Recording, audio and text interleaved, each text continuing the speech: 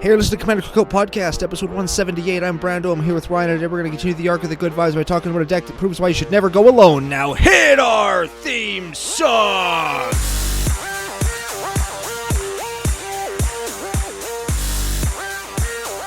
Hey, Ryan. We're back for yet another whirlwind adventure. How you doing? Good. What is going down? A ton is going down. You are not only not with me, but you are out at the lake. I am back here holding it down in the studio. We have an actual deck list to talk about today that is on the cutting edge of all the sweet-ass shit that everybody's doing. You're going to hear about it right here on Commander Cookout Podcast first.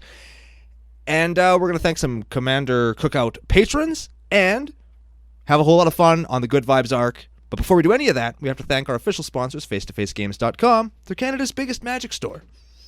Oh, very much so. And you know what? They've actually helped us out a little bit by sending us a couple pieces of new giveaway merch that I'm excited about. I wish they sent us more because I would have liked to keep some, but we're going to give them away. We're going to talk about that in a quick sec. First of all, big apology to anybody who can hear me. I know on the pre-show yesterday I said that I was gonna go into the cabin that I'm at, my parents' cabin, and like record. You know, I got the curtains and some soundproofing. It's gonna sound real good. Then the little guy didn't fall asleep, so I'm in the garage and the clock is ticking right beside me, and I didn't think the mic could hear it, but it can.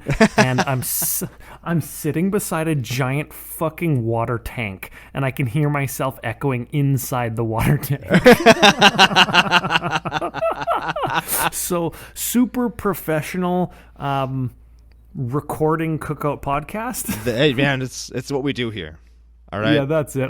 There'll be some serious like noise reduction and compression editing on both of our ends, I'm sure. Woohoo! So yeah, we are on the arc of good vibes, of course. Episode 178. Got to shoot a big thank you to everybody in CCONation for keeping us going. All of the thanks, the how's it goings, the how you doings. I know that over the last couple weeks, that's been my good vibe. That's kind of what I've stuck to because it's really helped me, you know, with my hip injury that I talked about last week. But that isn't what our good vibe is this week. Do you want to kick it off with our first good vibe of the week? Absolutely. And I mean, this is kind of centered around here, but it's something for everybody else to look forward to in that the where we are living in Canada is the by far the lowest spread of COVID-19. We have the fewest deaths, the fewest cases, the most testing, all of that noise, and we have a quasi-definite time frame for when our economy and thus our society will reopen and come out of quarantine. And at least for me, that's a huge deal because, I mean, like, for 6 weeks, it's been just nothing but misery. And the announcement came out Thursday, and on Friday, everybody was in a good mood. It's like all of that negative energy just like washed off of everybody's backs, and everybody was so happy. Even going around today, like the sun's out, the weather's nice, people are out like walking, they're still distanced, but they're out and they're not looking all miserable and grumpy, like stomping around because walking's all they can do, because they know in like a week or two they're going to be back doing sort of what we would usually be doing this time of year. And that's so exciting. Yeah, man, it's so huge. Like, we were waiting for the announcement to come, like the premier of our province. We live in Saskatchewan. It's in the west for anybody who isn't familiar, any non-Canadian CCO nationalites. We live in the western part of Canada, very landlocked, not a whole ton of international flying because our airport is only big enough to service like a city of 300,000, not like 3 million, like a lot of cities in the United States, right? Or elsewhere globally that has been very hard hit. So we're fortunate that we've got a graduated return to normalcy, right? Like stores are going to start to reopen in the next couple weeks, and then places like chiropractic clinics and massage therapist places, which was like a huge saving grace for myself, right? Because my back and hip has been so sore, and I've only been able to receive limited treatment and attention for it. So now I'm going to be able to go and get a massage. I'm going to be able to not have to like take my toddler to the chiropractor with me because daycare's opening up again. It's huge. The dentist often is reopening. It's so exciting.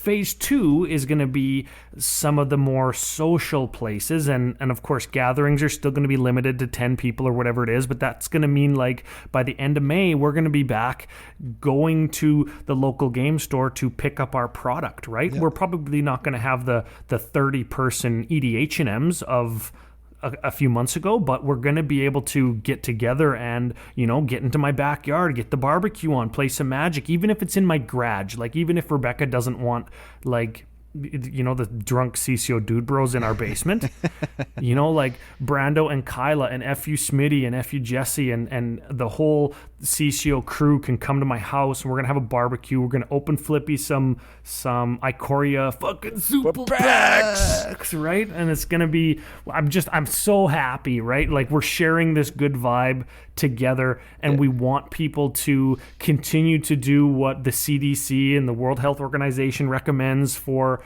preventing the spread of COVID-19 and all that jazz. Like, we're not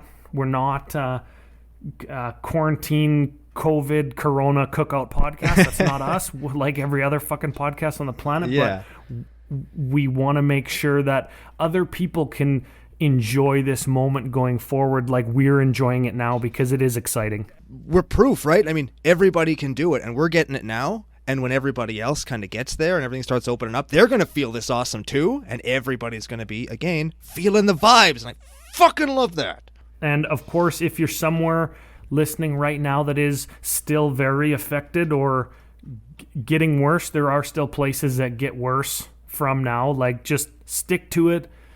Listen to the professionals. Do what you can do, right? And don't take that, oh, well, nobody else is doing it attitude, right? Control what you can control. Do what you have to do to stay safe, stay healthy, and keep your community healthy. Community Cookout Podcast. That's who we are today. I guess. Still CCO, I suppose. But yeah. So that's a great vibe, I think. And it's a good jumping off point for what we're going to talk about on the show proper. Yeah, that's it. Before we do, of course, a couple patron shout-outs, a couple funny nicknames. Ooh.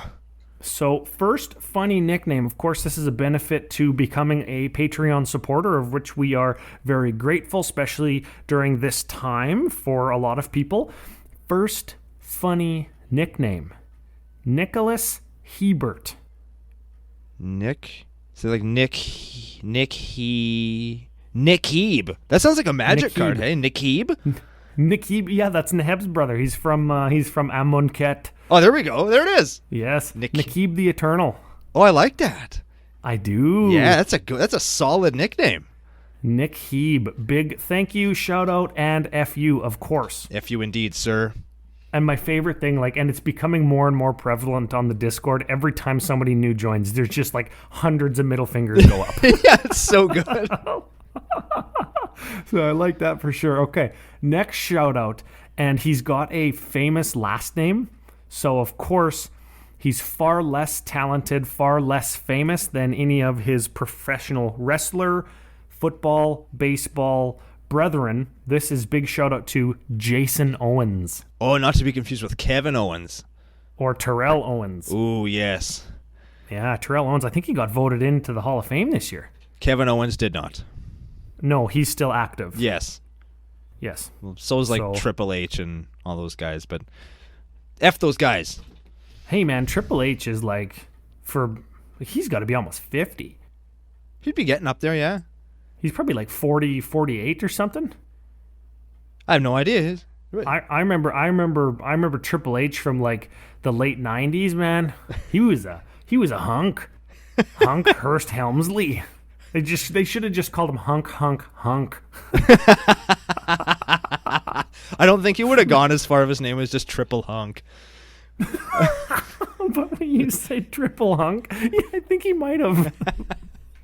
Do you remember Val Venus? He could have just been Val Venus, and he could have been Val Hunkus. Oh. And then he would have appealed to all of the Scandinavian crowd too if he was Val Hunkus. It sounds like Valhalla. It kind of does. He fucking fights you in the ring and he kills you and you go to heaven. And then he'll take your mom to heaven too. Oh man, I'm crushing it. Oh, crushing it. Perfect. I hope, you know what? I hope these episodes that have been a little bit less about deck lists and more about just being fun and having good vibes. I hope people are liking it. Like I just love talking and getting on air. Like I've been saying, it's been my favorite part of the week, just getting on and bullshitting about pseudo magic. Yeah. Oh man, it's a good time, and I think that people are digging it. Hopefully, they won't dislike our return to normalcy, where we talk about actual decks and stuff. That's well. Hey, listen, we do have a patron submitted list today, and I saw on our local Magic Facebook group for Saskatoon that mono white 5-color Angel Aaron is building this almost, I'm sure, exact same deck. Now, yesterday on the pre-show, we said the hints were there's 2 options to do this. It's one of your colors, one of my colors. What was the other hint? It's current. And oh yeah, it's very topical. Okay, so we of course are talking about Pharika, the god of affliction. Freaky Pharika. Paprika, spice of affliction. Yeah, all of those things sound like good cam girl names. I don't know. I guess she could be. She could be. I guess topical because we're using a companion card in what's the companion's name? Full name? Umori the Collector. Umori the Collector and Pharika, God of Affliction deck. So green is one of Brando's favorite colors. Yeah. That was one of the hints. Hell and yeah. Black is one of my favorite colors, one of the hints. Topical because we're talking about a companion, and only 2 options to build this deck. It was a little bit of a red herring because there's 3 options if you include the option how I reviewed Umori the Collector on our Ikoria set review, where I said you can just pick creatures and like play creatures, but you can also pick artifacts and use 5-color Reaper King mono artifact.deck. Today we're doing Pharika mono enchantment Umori the Collector deck. That's like doubly topical too, because we're using companions and the enchantment decks are on the upswing right now because of the Theros. Yeah, so I wanted to extend a big thank you to patron of the show, Nat Thompson. Nat Thompson, yeah. And also 5-color mono white Angel Aaron, because 2 members of CCONation both did the topical thing, which was unique and different than like the first thing that pops into everybody's head with Umori, which is just like, oh yeah, name creatures and you can play like your 1-drop eggs for free or whatever, right? So we're doing something that's topical and unique, and props to CCONation for thinking of that before anybody else fucking stakes their claim in being the creator of something cool like this. So CCONation did it first. Yeah, we're doing it. Ha! Okay, let's tell people what they do, Ryan. Paprika, Spice of Affliction, is a 5/5 enchantment creature god for 3, one of which is black, one of which is green. Has indestructible as long as your devotion to black and green is less than 7. It's not a creature. It has black, green, exile target creature from a graveyard. Its owner creates a 1/1 black and green snake enchantment creature token with death touch. And Umori the Collector is a 4/5 for not Gruul hybrid. What is this damn Golgari hybrid 2. It has companion. We'll talk about that in a second. When it comes into play, you choose a card type. Spells you cast of the chosen type cost 1 less. Its companion restriction, which is you play it in your sideboard and it's just kind of hanging out there for a bit, is each non-land card in your deck has to share a card type. In this case, they're all enchantments. Yeah, so I guess Umori, the companion, is your 101st card, and it just exists outside the game. They changed Rule 11 in the Commander rules, where they say if another card references bringing a card in from outside the game, you can't play that card.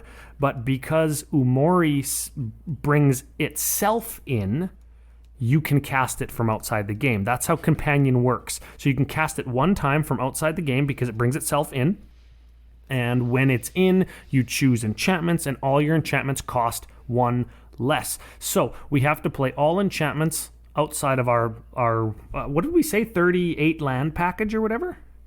Yep. So we're probably not going to go too deep into the lands, but just to kick it off, like Bojuka Bog, Command Tower, Llanowar Wastes, snow-covered swamps and forests. I'm not sure why.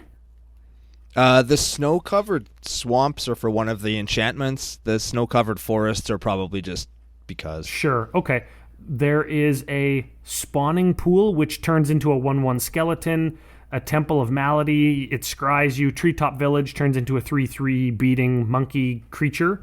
So we've got some creature lands, we've got some dual type lands, and the expected stuff. Maybe we'd see like a what's the other one that removes graveyards? The desert, right? Yeah, fucking Max Crandell always plays it. Scavenger grounds? Yeah, that's it. Is that it? Yeah, there we go. You could probably fit a couple more utility lands in here. I always try and jam as many utility lands in as I can, even in decks that I fucking shouldn't. But 13 and 13 basics, so 26 basics in here. I just wanted to mention that if anybody's trying to build a deck that is kind of limited like this one is. You know, you can't play your rampant growths. You can't play your commander spheres and your arcane signets. So maybe some utility lands might be a good option. I don't know. He's got the slow fetches. He's fine. Yeah. You know, he's fine. You know what? We read the commanders, and you know what is in very typical CCO form is to talk about a whole bunch of other stuff before we get to the deck proper. Correct. Other than the basic lands that I just wanted to get out of the way, of course. Couple things. We mentioned a new giveaway from face-to-face games. They're helping us out.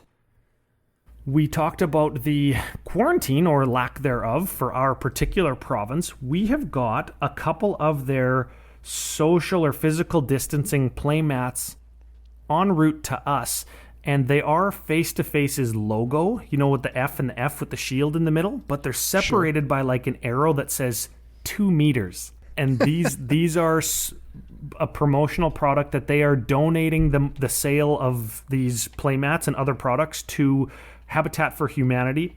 And we're getting a couple, and we are giving them away. So whoever guessed Pharika, God of Affliction, for this episode is going to get one of those brand new face-to-face mats. And you can let us know when you contact us with your address if you want them signed or not. It's cool. They're a collector thing because, I mean, I don't think we're going to see another quarantine like this anytime soon once it's over. Yeah. Knock wood, yeah. Yeah, so huge thank you to Face-to-Face Games. They've been great with their communication to us the whole time. You know, they had to restructure a bunch of their warehouse and how they do stuff, and then Commander 20 was like in short supply, so they couldn't do singles, but now they can. And like, they've been great the whole time, and like, we're not getting anything extra for saying this, but they're giving us these mats, and we want to give them to you as part of the good vibe. Agreed. Second thing, we're talking about community. I've hinted at it on Discord and on Twitter. I am starting a little bit of a community deck building project. I'm calling it Communist Calamax. Of course, Calamax is the teamer commander from Commander 20. I've got all the decks on pre-order when they come out, and Communist in this case is with a K, so I can't even call us Communist Cookout Podcast, but I might change it. And what it is I want a teamer deck that isn't a CEDH Animar deck, but I do still want it to be 100% altered art cards. Now, because I don't have time to do them personally, I'm getting patrons, Twitter followers, YouTube subs, people that want to be involved. I'm getting you guys to alter my cards Brando alter style and either send them back to me or just send them to me if they're a 10-cent card after you've altered them. So I'm going to kick things off on Discord when I have the shell of the deck ready, and the Discord members are going to help me build the deck, mold it into form to something that I know that I'm going to want to keep together and play with, and then I'm going to start shooting out there the ways that you can get in on helping me alter the deck. And I want like story alters that go together. I want people to, you know, send cards from one person to another person to another person so they can get a whole bunch of alters on one card. Like, I want to involve as many people as I can. Members of the CCO Dude Bro, my LGS, everybody. So I just wanted to throw that out there. That's what the community deck building project is. And it's going to kick off either the week that this show goes live or on the weekend. Ooh, that's exciting. So I know everybody's really digging the CCO Brando alters. Like, I contact everybody when they become a patron and say, thank you. Would you like an altar, some stickers, you know, deface some public property or some church pews or something, right? or would you like a Brando altar? And more often than not, oh, I want a Brando altar. Can you do a goblin for me? Can you do a zombie, right? Everybody fucking wants Brando altars instead of Ryan altars. I got a super cool glow-in-the-dark goblin token that I'm waiting for somebody to want too. So Fuck yeah. That's pretty cool. Yeah, I definitely have to send you the addresses of a bunch of new patrons. So huge thank you to everybody that's going to be involved with that. And I'm definitely going to get some of my own Brando altars if they're so great, everybody. I appreciate people thinking that they're awesome. It makes me feel good. There's another good vibe. Yeah, fucking assholes. Should we do a deck? I guess we can do a deck. Real quick, I mentioned the mana base. I want to quickly talk about the ramp package. Now, there's 15 cards in here, and I would really like if people went back and listened to Commander Cookout episode 169. It's one of our most popular episodes and deck lists ever. It was the 5-color Golos Enchantment combo deck. And the reason I say that is because this deck's ramp package is very reminiscent of episode 169 ramp package. I think that we can probably, for that reason, clump a bunch of them together if you would be so kind, good sir. All right, we've got Abundant Growth, Fertile Ground, Font of Fertility, Gift of Paradise, Nylea's Presence, Omen of the Hunt, Sheltered Eyrie, Unbridled Growth, Utopia Sprawl, Urban Utopia, Verdant Haven, Weirding Wood, and Wild Growth. Yeah, all of those... That's not all of them, but all of those are between 1 and 3 mana, and they either enchant a land that allows you to tap for more than 1 mana, or a mana of any color. They enter the battlefield and find you an extra land in the case of Omen of the Hunt, or they enter the battlefield and give you a land in the case of Omen of the Hunt. That's what they do. Yeah, some of them draw you cards, some of them turn your lands into filters, but all of them net you mana somehow. That's right. Just real quick, I kind of fucked that up there. Do you want to edit how I said that just so I'd skip right to Omen of the Hunt? Yep. Okay. Now, the other two we've got here are Black Market, which is black 3, and whenever a creature dies, you put a charge counter on it? Yep. Why is it a charge counter? It should be like a death counter or something. Like a silver counter. Yeah. Or what does the new Athreos do? A coin counter or something? Yeah, I think so. Something like that. Anyways, at the beginning of your pre-combat main phase, add a black to your mana pool for each charge counter on Black Market. This is a staple. Everybody knows what it is. I guess mid to late game, though, if it sticks around the table after a board wipe comes down, it's going to give you 6, 8, 10, 25 mana a turn, right? Yeah, it can be a house. Yeah. This card is a house. The other one is Carpet of Flowers, which is an enchantment for a single green. During your main phase, you may add up to X mana of any one color to your mana pool, where X is the number of islands target opponent controls. No, it doesn't say first main phase, so you can play it on main phase 1, skip to combat on main phase 2. You can get some mana for free. Yeah, and that's how it pays for itself immediately if, turn 1, buddy to your right plays island.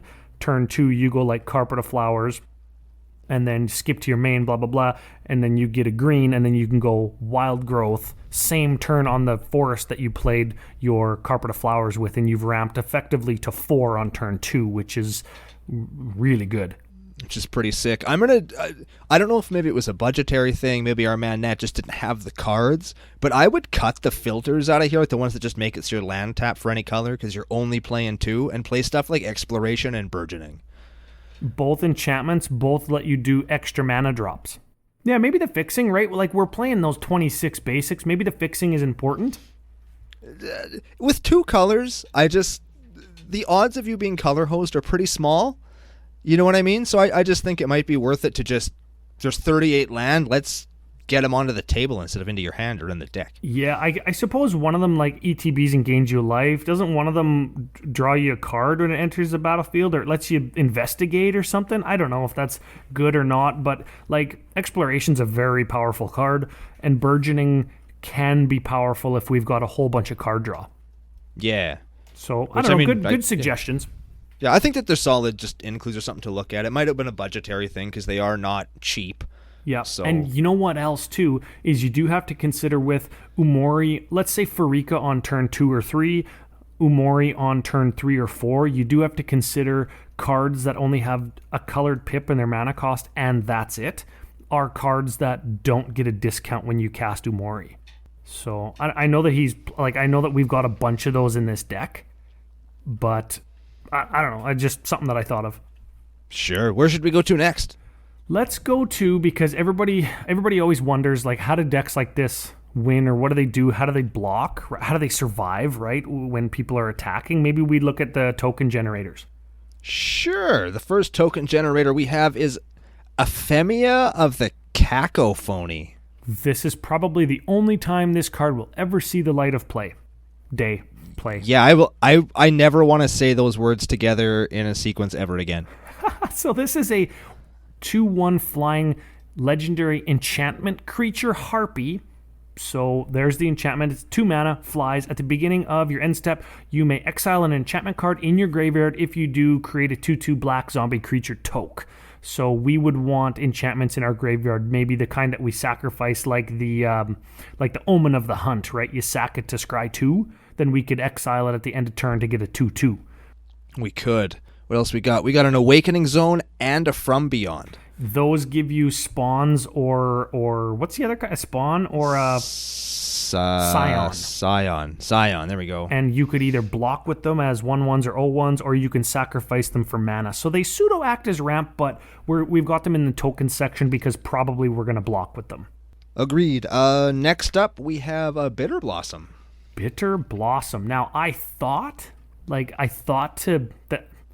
Here's the thing. Bitter Blossom, you told me, is like an $80 card, right? We're gonna get to this kind of thing in the budget section. I thought that this deck could be budgetized a little bit, or maybe it was a budget deck, but fucking Bitter Blossom, hey?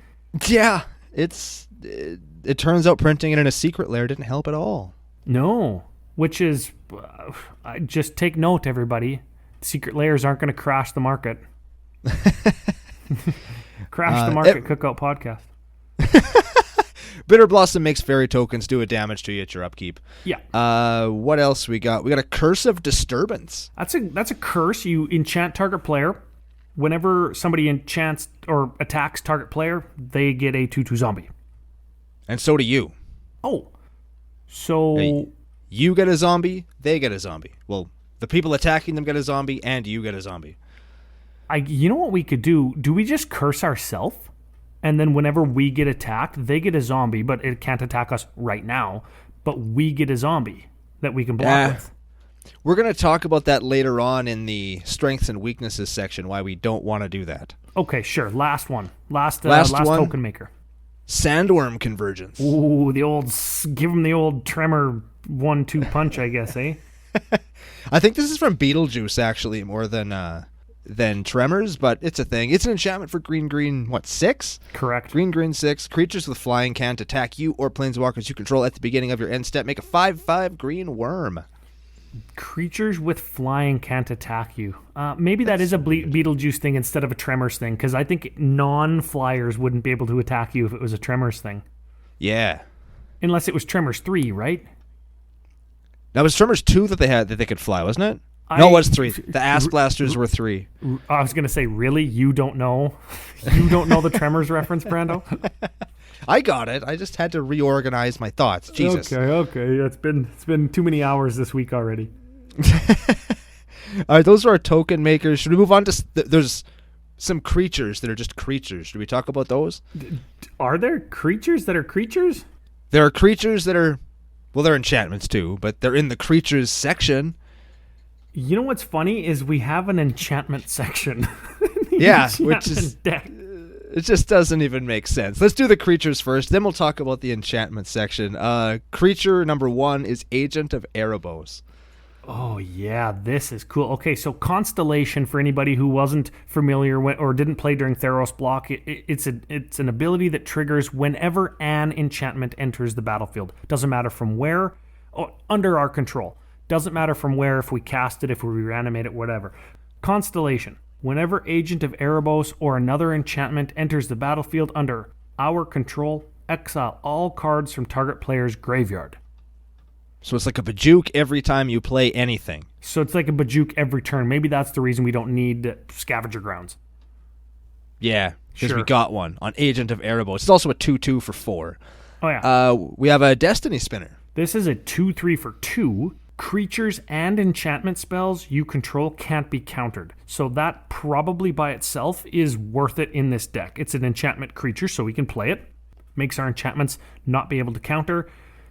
3 and a green, target land we control becomes an XX elemental creature with trample and haste until end of turn, where X is the number of enchantments we control. So that actually turns itself into a win condition because everything in our deck is an enchantment. You could make a beefy boy with that one. This card is secretly good, even in decks that just want to play it. Like Animar would want to play this deck or play this just to make creatures uncounterable. But because I do play some of the 1-drop, make my land tap for 2 enchantments and Carpet of Flowers and stuff, it's like, oh, randomly I can make my land into like a 4/4, take 4, or block, bad. right? Yeah. We've got a Nylea's Colossus. Here's another win con. This is a 6/6 enchantment creature giant for 6 and green. Constellation. Whenever Nylea's Colossus or another enchantment enters the battlefield under our control, double target creature's power and toughness until end of turn. Whoa. Ooh, doggy. So our Destiny Spinner land that was a 10/10, we cast an enchantment. It's a 20/20. We draw a card because we're playing an enchantment enchantress. Draw a card. Oh, what do you know? It's an enchantment. Cast it. My guy's a 40/40. You die. It's that Love easy. it. It's simple as hell. Last creature is a Thought Render Lamia. Lamia? It's Lamia. Both sound dirty. This is a 5/3 enchantment creature, Lamia, sure, for black 4. Constellation. Whenever Thought, whatever, Lamia, whatever, or another enchantment enters battlefield under your control, each opponent discards a card. That's 5/3 for 6. Pretty good.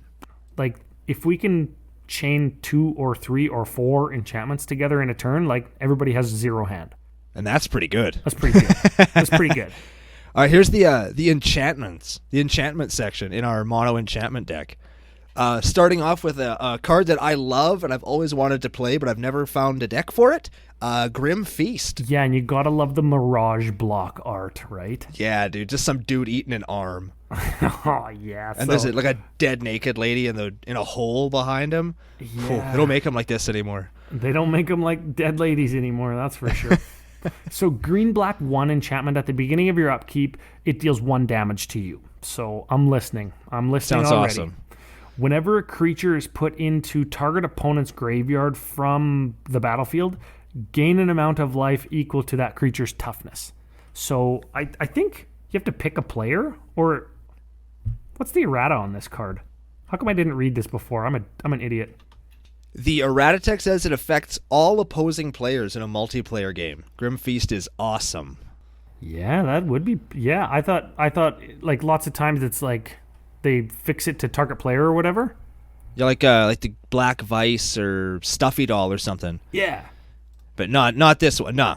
Grim Feast, everybody. Totally dope. Next up, we have Power Leech. It's an enchantment for green. Has some rad art on it. It says gain 1 life whenever one... Actually, let me just read this one verbatim, because this is fun. Gain 1 life whenever one of opponent's artifacts becomes tapped, or whenever the activation cost of one of opponent's artifacts is paid. Is not triggered by continuous effects. Gotta love grammar. Oh man, that's like 1 sentence. Yeah. It was awful. It gives you some life when your opponent's artifacts become tapped. Or when they use artifact that's actually a good abilities. card, right? It's a neat card, yeah. You don't see it very often, but it's a good way to gain back some of the life that we'll be incrementally losing as we get into other cards in the deck. So we've got Grim Feast, where we gain life when stuff dies. We've got Power Leech, where we gain life when they tap their Sol Ring, because they're going to. They don't care about 1 life for getting their 2 mana. Is incremental life gain like that the same as like gaining, or the same as...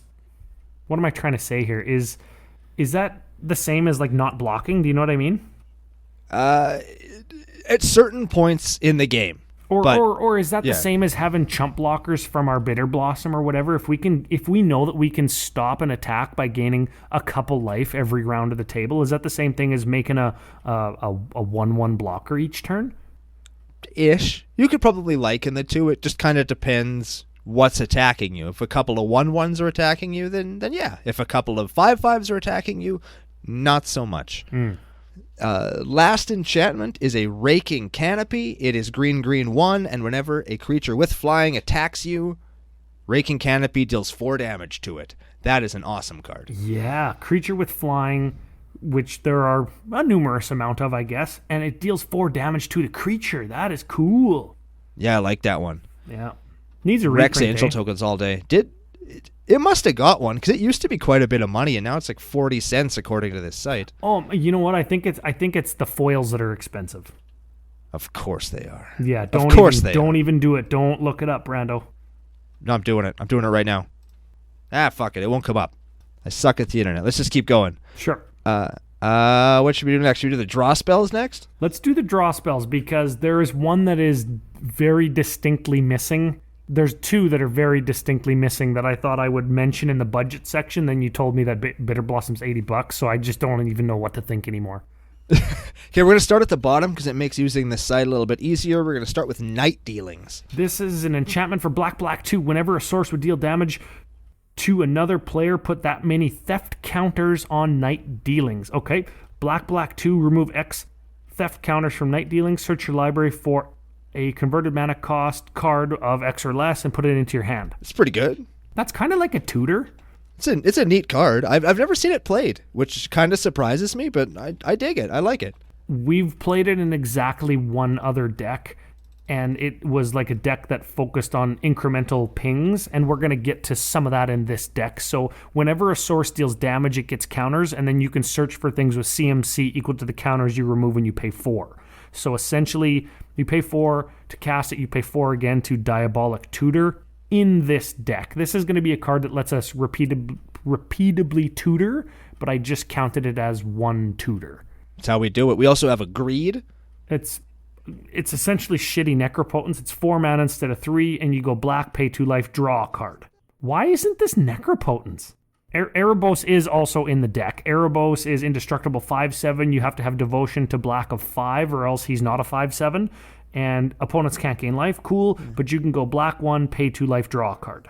All right, we also have a Gravestorm.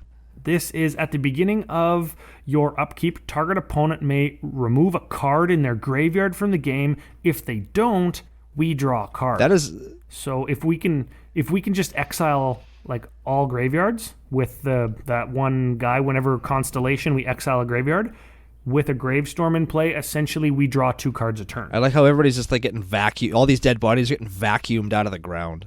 Yeah, it makes me wish we could play Yawgmoth's Will. That is number 1 vacuum tribal card. How about Enchantress's Presence? Oh yeah, I think this is the only. I'm already incorrect before I even said it. This is an enchantment for 3. Whenever you cast an enchantment, draw a card. Very much like Eidolon of Blossoms, which is the same thing but for 4 mana. But it's whenever an enchantment enters the battlefield. Doesn't need to be cast. And Eidolon of Blossoms is also a creature.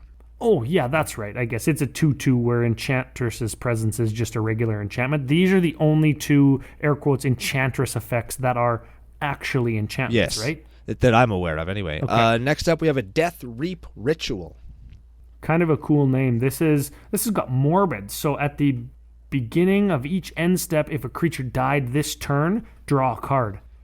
At the beginning of each end step? That's a good one. Each one, hey? Yeah. Another one that doesn't get the play I think it deserves. Because creatures are going to die. You don't have to kill them. Creatures are going to die, but I think for the most part, like, people are just going to, like, not go, hey, I'll trade my 1/1 for your 1/1. Right? Like, people aren't going to take that block. They're going to take 1 so they don't lose their 1/1 and might make us draw 2. And the other thing with Death Reap Ritual, I think, is, like, it's going to trigger when a creature dies. You draw a card at the end of the turn. You're going to draw 1 card off it because somebody's going to go Wrath of God, and all the creatures died at once, so you only get 1 trigger. Well, you're only going to get 1 trigger anyway. Like, once it's... Yeah, but if I go Death Reap Ritual, then you go Terror Your Guy, then Jesse goes Terror Your Guy, then Smitty goes Terror Your Guy. On individual turns, I'm going to draw 3 cards. But what's going to happen more often than not if there's lots of creatures is they're just going to go Wrath of God, and I'm going to fucking draw 1 card instead of 3. Is 1 card better than no cards? at the cost of a card and 4 mana. Think it's okay. I think it could be a Necropotent. Anyways, last draw spell. Bonds of Mortality. This is one I always forget about too. Probably F.U. Evan probably plays this card because it's from like Battle for Zendikar or something.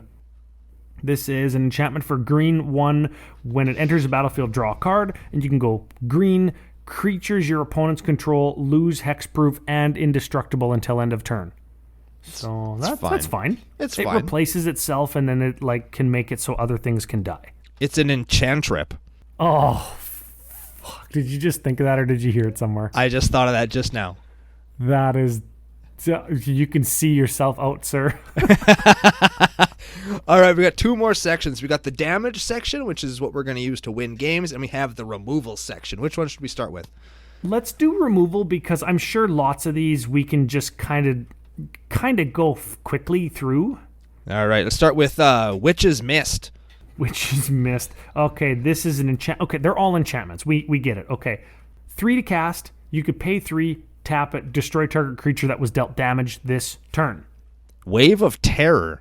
Oh, cool name. Cumulative upkeep 1. At the beginning of our upkeep, each player sacrifices each creature with casting cost equal to Wave of Terror's last paid cumulative upkeep cost. Sick. So it's going to get all of the 1 drops, then all the 2 drops, and all the 3 drops, and so forth. Spreading Plague. Ooh. Oh, that's topical.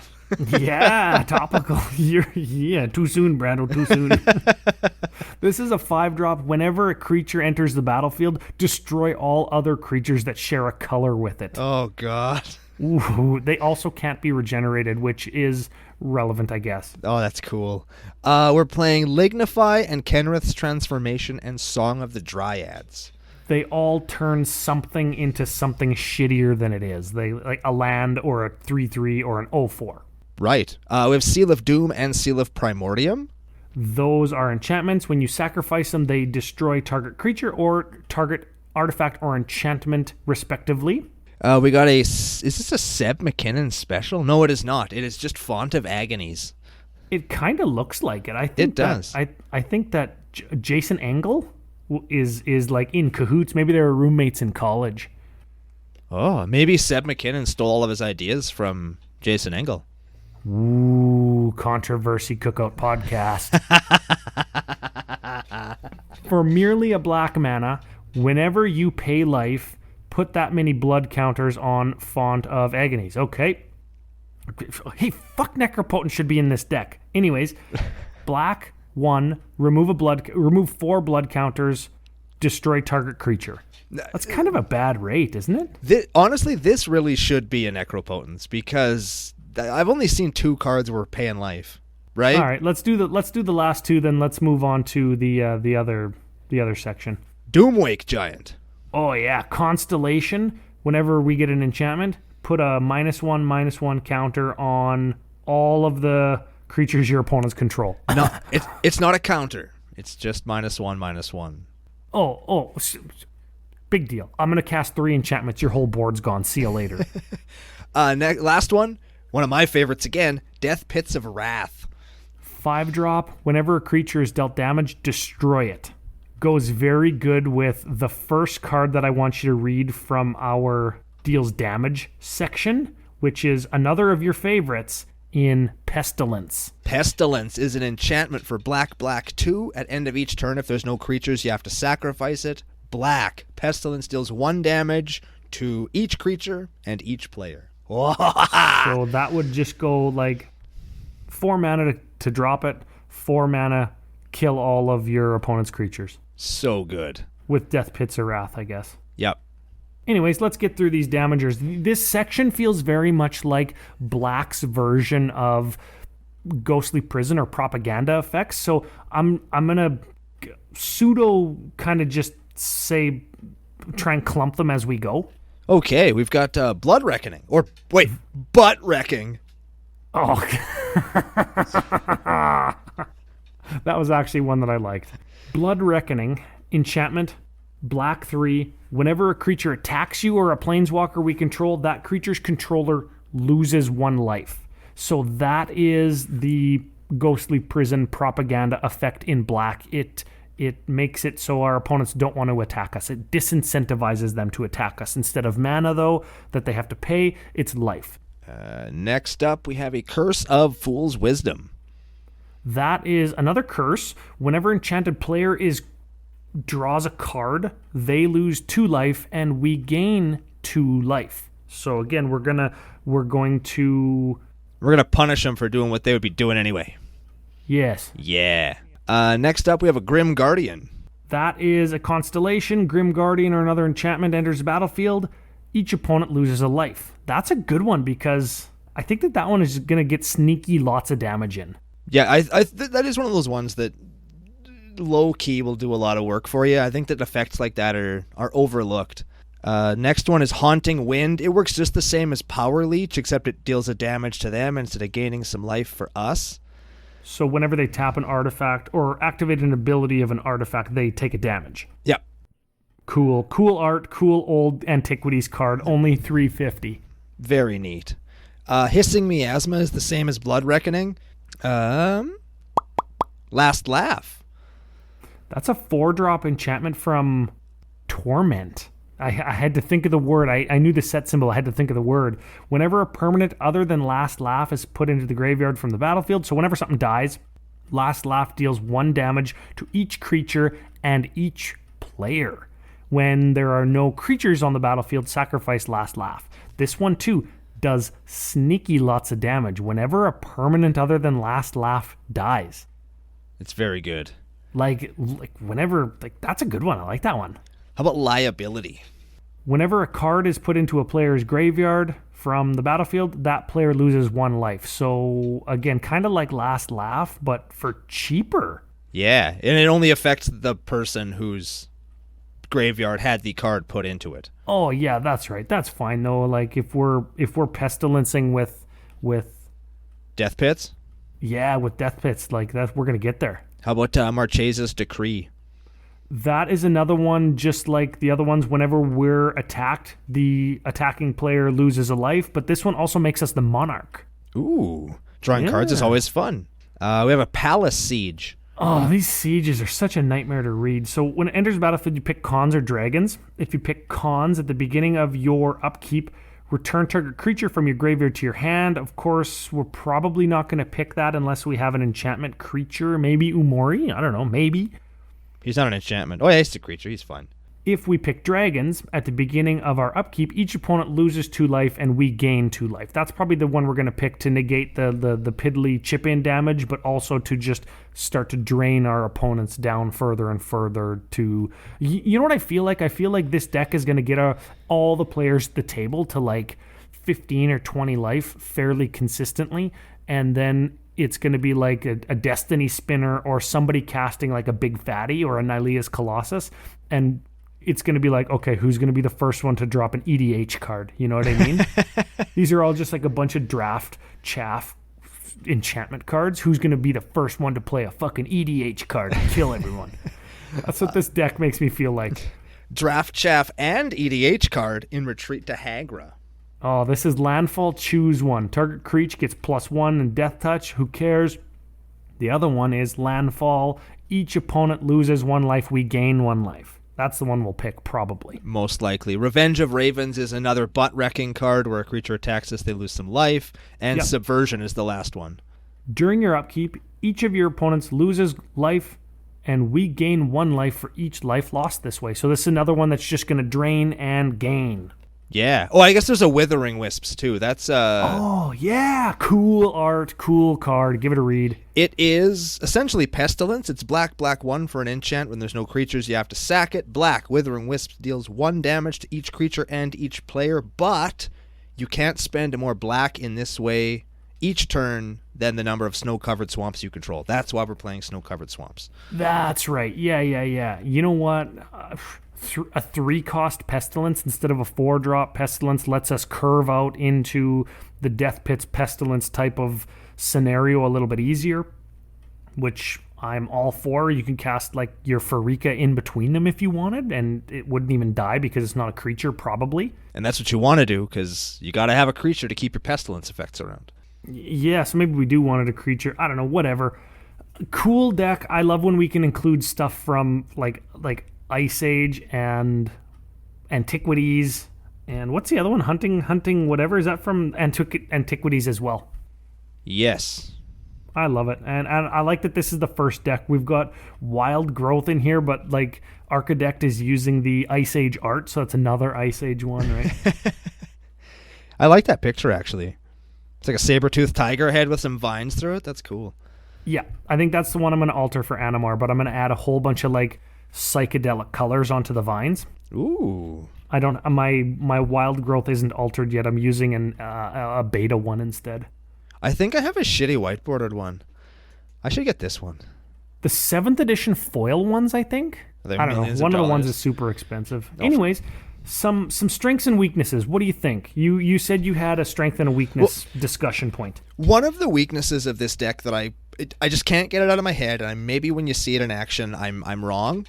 But here's a thing with decks like this, and I play Nora and the Wary, so I know all about these incremental damagey decks. This one's encouraging people to attack you in order to do damage, and eventually you're going to be racing against not a 1/1. Like a Hissing Miasma is great if they're attacking you with 20 goblins, because then you get 20, they get 20, but you have less blockers than they do, and the odds are eventually those 1/1s are going to be 2/2s, and they're going to be 100% faster than you, and regardless of what that fairy tale says, being the fastest person in the race means you're going to win the race.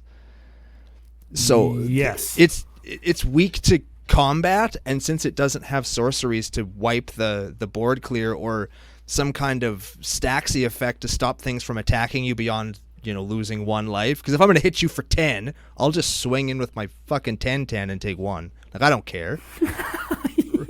Right? Like, I don't give a shit. So you're kind of really relying on that Death Pits of Wrath Pestilence combo to keep the opponent's board clear. And speaking again from experience, Death Pits of Wrath does not last very long. No, because it makes it so nobody can block, right? Like, you're attacking me with I'm attacking you with my 3/3, and somebody has a Death Pits, and normally you would block with your 7/7, but instead I'm going to get in for 3 damage because you don't want your 7/7 to die. Yeah, and then I'm gonna Crozen Grip your Death Pits of Wrath and crack you back for 7. Like, it's after you fucking block and kill my thing and you blow 2 people out. Yeah, so yeah. It's a tricky deck to play, and I think it would be lots of fun, but it's a weakness that I just can't see past just by looking at it on a screen.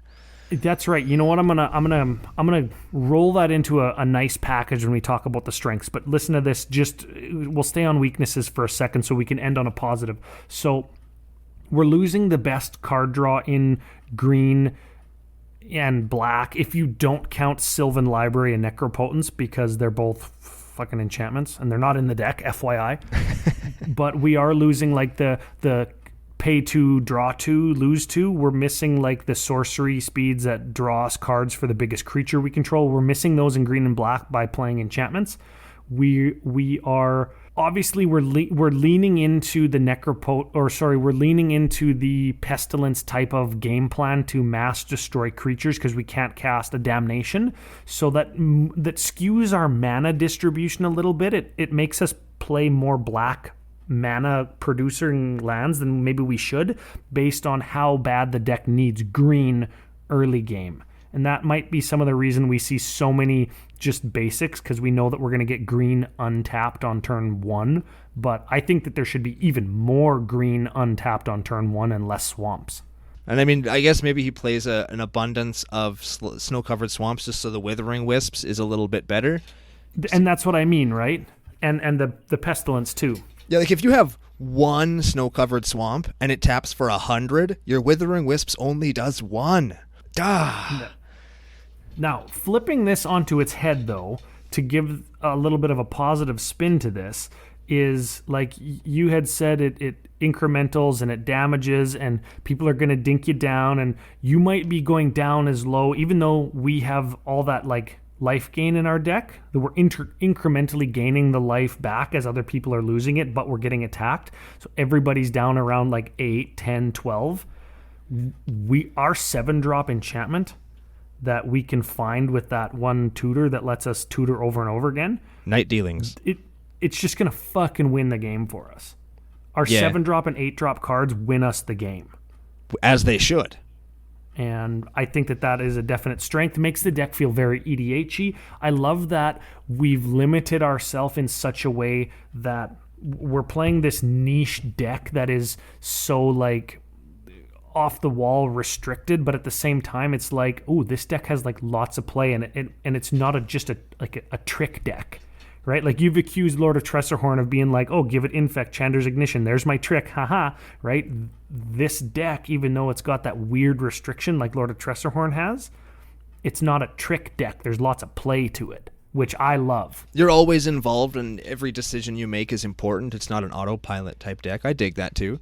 That's right, yeah. And it's got 101 cards in it, which is cool. You know what else I like? I don't know if I mentioned this already, but Umori, I read the... that little lore package that came out for Ikoria, and Umori is like a little ooze, and he crawls around all day, and he picks up shiny things and puts it on like a hat. So he's like he's like an amorphous drag queen. That's pretty cool. I like Umori the Collector as a character. I was gonna call him an amorphous like magpie, but drag queen is good too. Yeah, both are fun. So budget section.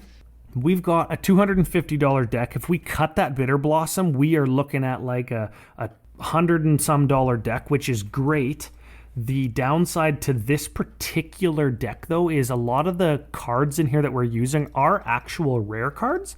They might only be worth like 40 cents, but they are rare cards. So when you open up somebody's binder, they're not going to be the ones that are just like, throw away, here you go. They're not going to be the ones that the store just like has on the floor in the corner, right?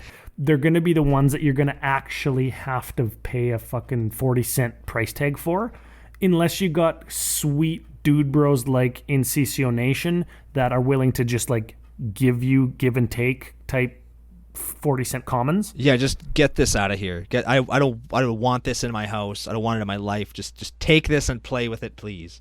Yeah, like a Furia, the Cacophony, or whatever its name is.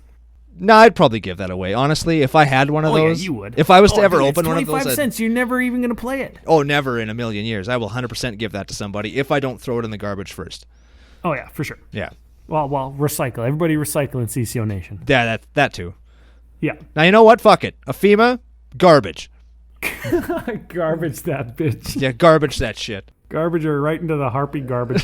So, couple things. No Necropotence. I've harped on it. That's like a $30 card. No Sylvan Library. That's like a $30 card. Yeah, okay, it's fine. No Cabal Coffers. No Urborg, right? Which in a 2-color deck that includes black with this many swamps, like we could play those, but like those 4 or 5 cards, whatever I recommended, like are an extra $250 or $290 or whatever. Like skip it. This deck's got lots of play without making it go above the $500 mark, right? Yeah, you don't need to go. I don't want to say I'm saying this like it's a bad thing, but it's not.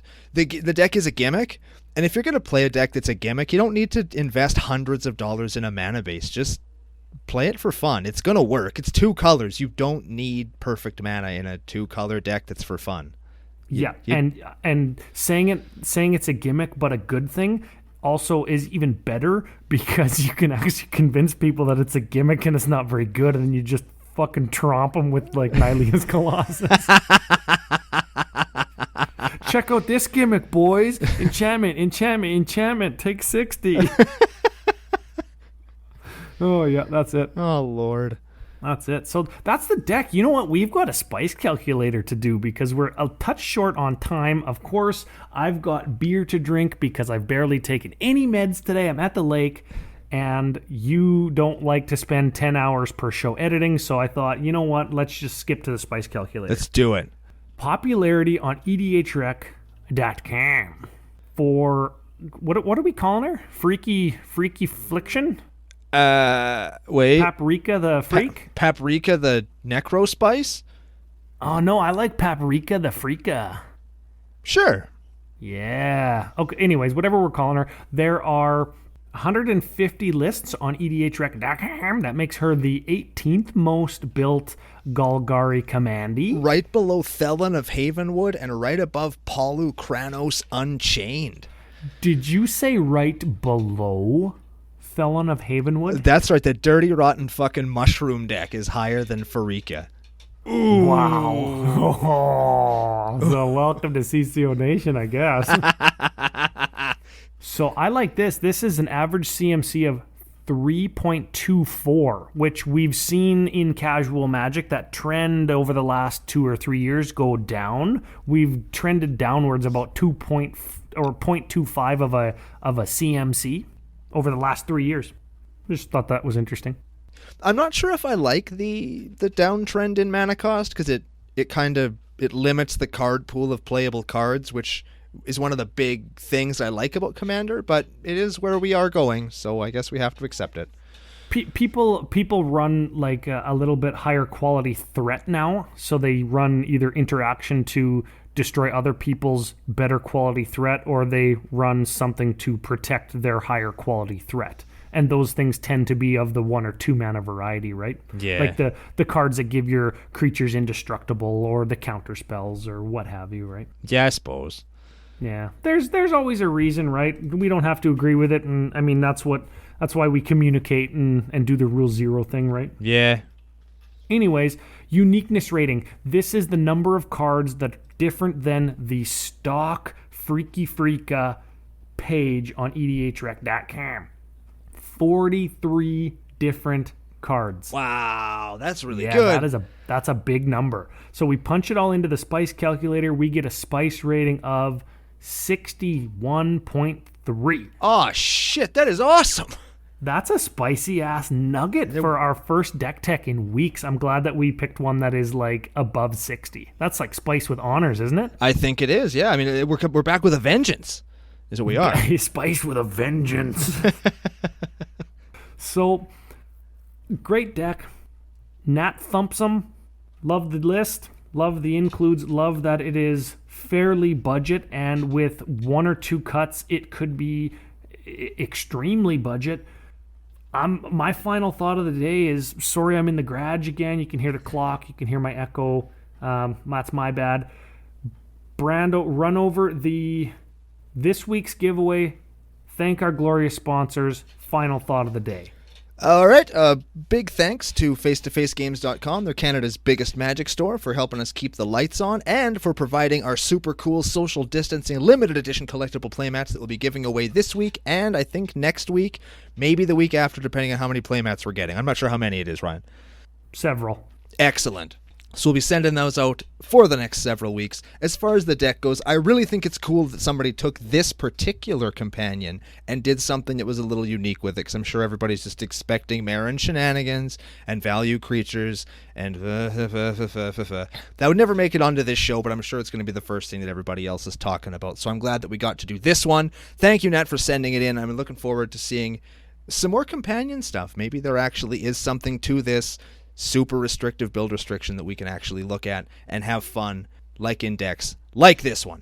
So thanks to Nate for sending it in. Thanks to all of you for inviting us into your ear holes, your eye holes, and whatever other holes you've invited us into this week, and we'll be back next week with another deck. Hold on a second. What? Next week, we have a very special 2-deck episode. This is going to be a head-to-head deck tech.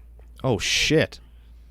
Ryan versus Brando, and everybody in the nation is going to have to let us know either on YouTube comments or Twitter or Facebook, wherever it is that we ask, who is the best deck techer. Man, we haven't done that since episode 0. Yeah, I think you're probably right. Wow. Here we are. Look at us. Started from the bottom. Now we here. Yeah, we're right back where we started. Oh, shit. It's not so bad. Life is cyclical, Ryan, and there's nowhere to go but up, and we're going to go that direction on the next episode of Commander Cookout Podcast. Hit our theme song! Sick.